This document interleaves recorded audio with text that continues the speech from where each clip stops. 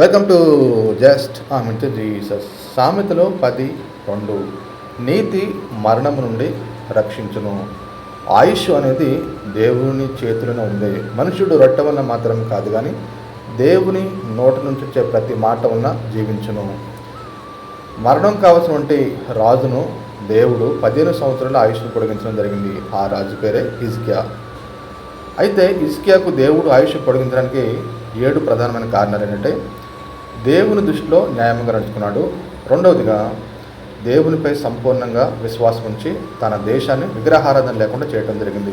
ఇక మూడవదిగా, దేవుని హత్తుకొని జీవించడం జరిగింది. నాలుగవదిగా, దేవునిపై నిత్యము ఆశ్రయం కలిగి ఉండటం జరిగింది. ఐదవదిగా, కన్నీళ్లలో దేవుని సన్నిధిని ఆశ్రయించాడు.